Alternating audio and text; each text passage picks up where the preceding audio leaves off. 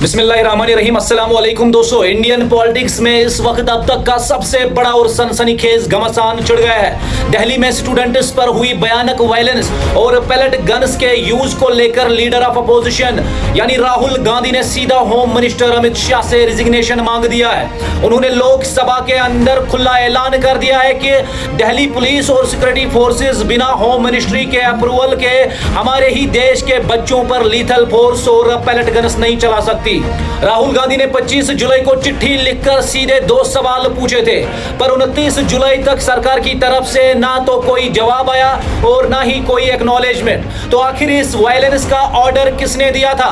दोस्तों जल्दी से बैठो और पार्लियामेंट के सबसे बड़े दंगल का पूरा पोस्टमार्टम जो है वो एकदम आसान भाषा में करते हैं। वीडियो को एंड तक देखना, क्योंकि अंधभक्त और स्टूडेंट की जो डेफिनेशन दी गई है वो आपको दंग कर देगा।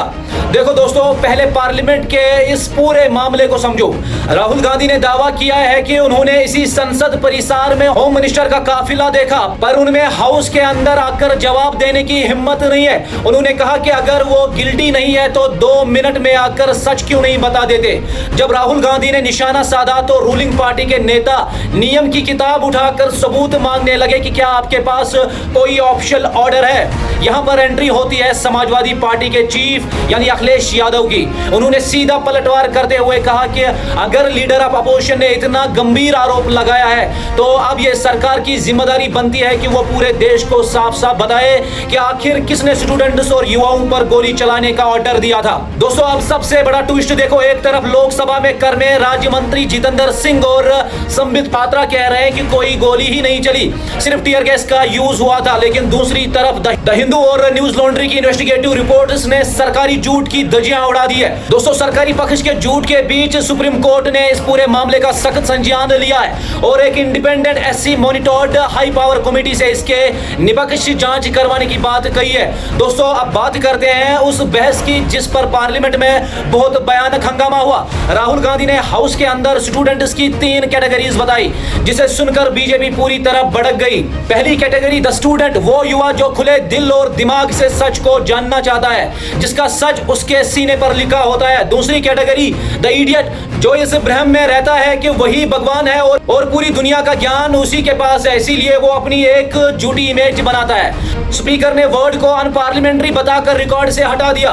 तीसरी कैटेगरी आती है दोस्तों द अंधभक्त, जो आंख बंद करके उस झूठी इमेज पर यकीन कर लेते हैं और उनके फ्यूचर को बर्बाद करने वालों का ही गुलाम बन जाता है। राहुल गांधी ने साफ कहा है कि स्टूडेंट्स के असली दुश्मन धर्मेंद्र प्रधान नहीं बल्कि आरएसएस है, जो हर यूनिवर्सिटी में अपना वीसी बिठाकर स्टूडेंट्स की सोचने और सवाल पूछने की आजादी को पूरी तरह खत्म करना चाहती है।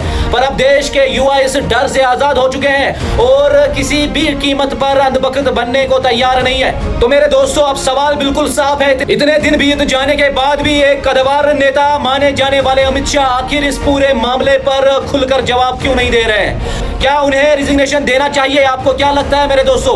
क्या छात्रों पर यह एक्शन सही था? अपनी राय जो है वो कमेंट बॉक्स में जरूर लिखना। वीडियो को ज्यादा से ज्यादा शेयर करना। इंडिया के हर एक घर तक ये वीडियो जो है पहुंचना चाहिए और सबके आंखों में सच्चाई जो है और सबके कानों में सच्चाई दिखनी चाहिए। इस वीडियो को जितना हो सके उतना शेयर कीजिएगा और अपने भाई के पेज को फॉलो भी कर लीजिएगा। मिलते हैं नेक्स्ट अपडेट के साथ, तब तक के लिए मेरी तरफ से आप सब लोगों को अस्सलाम वालेकुम।